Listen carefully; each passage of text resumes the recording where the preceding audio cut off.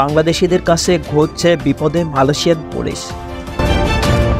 বিস্তারিততে যাওয়ার পূর্বে আপনারা যারা এই চ্যানেলে নতুন, চ্যানেলটি সাবস্ক্রাইব করে কমেন্টের মাধ্যমে আপনার মতামত শেয়ার করুন। মালয়েশিয়ায় সেলেঙ্গর রাজ্যের আটক এক বাংলাদেশিকে মুক্তি দেওয়ার বিনিময়ে কোম্পানির পরিচালকের কাছ থেকে ঘুষ চাওয়ার অভিযোগে দেশটির আইন শৃঙ্খলা বাহিনীর এক সদস্যকে আটক করেছে দুর্নীতি দমন কমিশন। স্থানীয় সময় বৃহস্পতিবার 25শে এপ্রিল দুপুর 2টার দিকে সেলেঙ্গর রাজ্যে শাহ আলমের একটি শপিং কমপ্লেক্স পার্কিং লটে সন্দেহভাজন ওই আইন শৃঙ্খলা বাহিনীকে সদস্যকে আটক করা হয়। ঘটনা সূত্রে জানা যায়, সন্দেহভাজন ওই ব্যক্তি বাংলাদেশি শ্রমিকদের মালিকপক্ষের সঙ্গে যোগাযোগ করে তার কর্মচারীকে মুক্তি দেওয়ার বিনিময়ে 2500 রিঙ্গিত ঘুষ চাওয়া হয়।